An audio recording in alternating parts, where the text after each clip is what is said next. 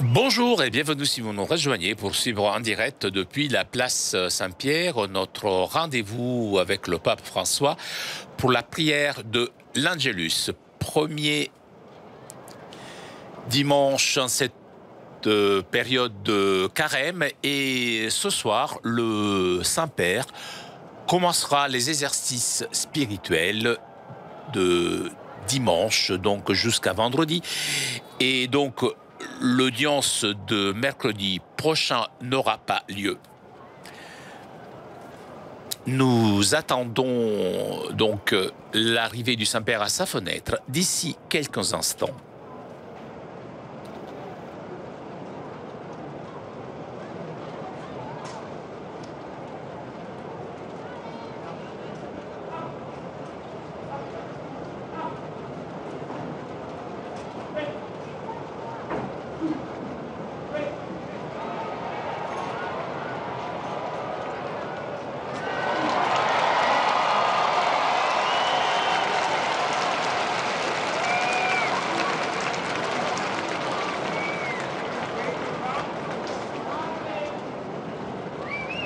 Cari fratelli e sorelle, buongiorno.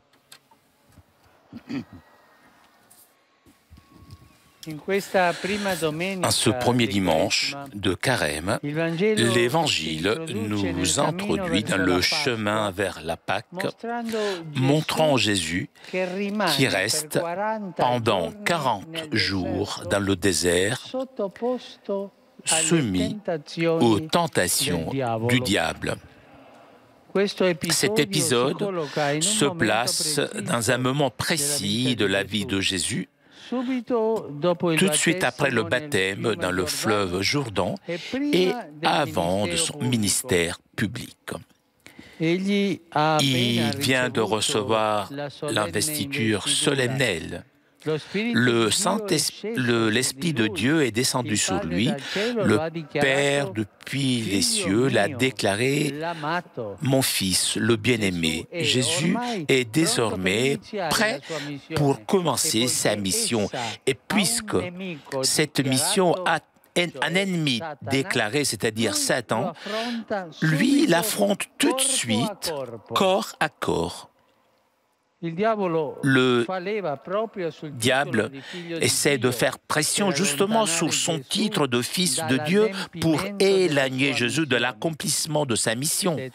Si tu es le fils de Dieu, lui répète 3 fois. Et le diable lui propose de faire de gestes miraculeux, de devenir en sorte un magicien, comme par exemple transformer des pierres en pain pour rassasier sa faim, se jeter des murs du temple, se faisant sauver par les anges. À ces 2 tentations, en suit une autre, la 3e, l'adorer lui le diable pour pouvoir enfin dominer le monde. Par cette triple tentation, Satan veut détourner Jésus du chemin de l'obéissance et de l'humiliation, puisque le diable sait que par ce chemin, le mal sera vaincu. Donc le diable essaye de le conduire sous le faux raccourci du succès et de la gloire. Mais les flèches empoisonnées du diable sont toutes neutralisées par Jésus avec le bouclier de la parole de Dieu qui exprime la volonté du Père. Jésus ne dit pas ne dit aucun mot. Il répond seulement avec la parole de Dieu. Et comme ça, le Fils, plein de la force du Saint-Esprit, sort victorieux du désert. Pendant les 40 jours du carême, En tant que chrétiens, nous sommes invités à suivre les pas de Jésus et affronter le combat spirituel contre le malin avec la force de la parole de Dieu. Pas avec nos paroles. C'est inutile. La parole de Dieu. Cette parole a la force pour vaincre Satan. Pour cela, nous devons avoir confiance avec la Bible, la lire souvent, la méditer, l'assimiler. La Bible contient la parole de Dieu, parole qui est toujours d'actualité et efficace. Quelqu'un a dit: que se passerait-il si nous traitions donc la Bible comme nous traitons notre portable? Si nous l'avions toujours avec nous, ou au moins le petit évangile de poche, que se passerait-il, hein?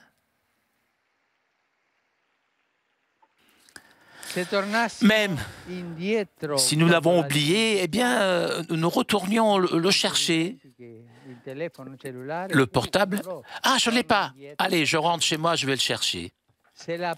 Si nous l'ouvrions plusieurs fois par jour pour lire les messages de Dieu contenus dans la Bible comme nous lisons les messages de notre portable, que se passerait-il? Bien évidemment, cette comparaison est paradoxale, mais cela nous fait réfléchir. En effet, si nous avions la parole de Dieu toujours dans nos cœurs, aucune tentation ne pourrait nous éloigner de Dieu et aucun obstacle pourrait nous faire détourner du chemin du bien.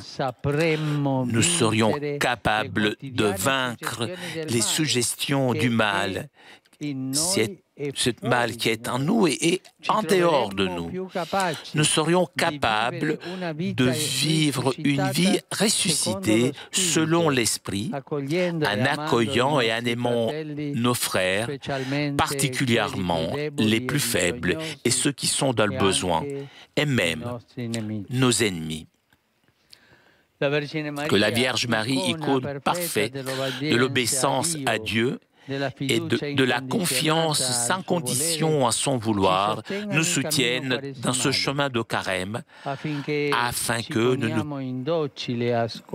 nous soyons toujours en écoute docile de la parole de Dieu pour réaliser une véritable conversion du cœur. Angelus Domini nunciavit Mariae. Et concepit Spiritus Sancto. Ave Maria, gratia plena, Dominus tecum, benedicta tu in mulieribus, et benedictus fructus ventris tui, Iesus. Santa Maria, Mater Dei, ora pro nobis peccatoribus, nunc et in hora mortis nostre. Amen. Ecce ancilla Domini. Fiat mi secundum verbum tuum. Ave Maria, gratia plena, Dominus tecum, benedicta tu in mulieribus, et benedictus fructus ventris tui, Iesus. Santa Maria, Mater Dei, ora pro nobis peccatoribus, nunc et in hora mortis nostre. Amen. Et verbum caro factum est. Et habitavit in nobis. Ave Maria, gratia plena, Dominus tecum, benedicta tu in mulieribus, et benedictus fructus ventris tui, Iesus. Santa Maria, Mater Dei, ora pro nobis peccatoribus, nunc et in hora mortis nostre. Amen.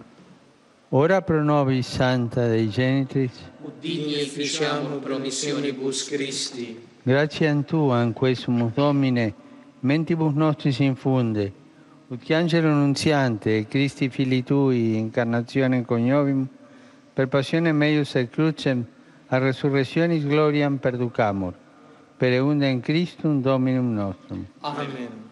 Gloria Patri et Filio et Spiritui Sancto. Sic ut erat in principio et nunc et semper et in saecula saeculorum. Amen. Gloria Patri et Filio et Spiritui Sancto. Sic ut erat in principio et nunc et semper et in saecula saeculorum. Amen. Gloria Patri et Filio et Spiritui Sancto. Sic ut erat in principio et nunc et semper et in saecula saeculorum. Amen. Pro fidelibus defuntis, requiem aeternam dona eis Domine. Et lux perpetua lucet eis. Requiescant in pace. Amen. Sit nomen Domini benedictum, ex hoc nunc et usque in saeculum. Aiuterium nostrum in nomine Domini. Qui fecit caelum et terram. Benedicat vos, omnipotens Deus, Pater, et Filius, et Spiritus Sanctus. Amen. Amen.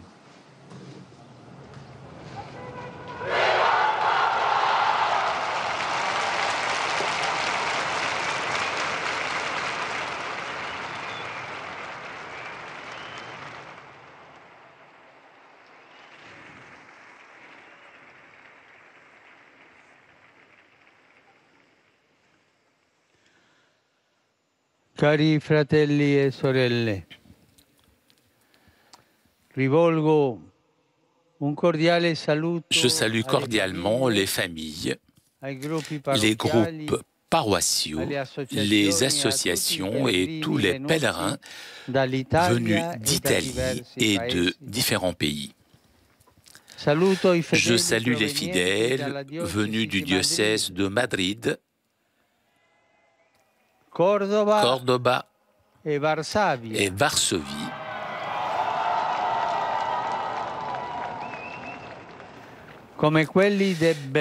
ainsi que les fidèles venus de Belluno et Mestre. Je salue les adolescents du décanat de Baggio, à côté de Milan, et ceux qui participent à la rencontre promue par les Maestre Pie Filippini. Depuis quelques jours, nous avons commencé le carême. Carême qui est le chemin du peuple de Dieu vers la Pâque. Un chemin de conversion, de lutte contre le mal, avec les armes de la prière, du jeûne et des œuvres de charité. Je souhaite à vous tous que le chemin de carême soit un chemin riche de fruits, et je vous demande un souvenir dans la prière pour moi et pour mes collaborateurs de la Curie romaine. Ce soir, commencerons une semaine d'exercice spirituel. Merci de tout cœur pour ces prières que vous ferez. Et s'il vous plaît, n'oubliez pas ce qui arriverait si nous traitons la Bible comme nous traitons nos téléphones portables. Et réfléchissez sur cela. Nous devons avoir la Bible toujours avec nous.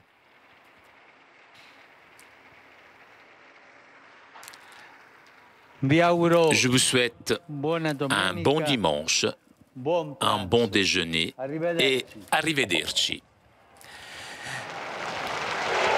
Chers amis, nous arrivons à la conclusion de notre liaison avec Rome. Je vous rappelle que mercredi prochain, il n'y aura pas d'audience. Permettez-moi de saluer les spectateurs du concert de hier soir, concert que j'ai donné avec l'Octor Octopus et d'autres artistes. Il y avait beaucoup de gens qui connaissaient KTO et donc je leur ai promis un petit bonjour.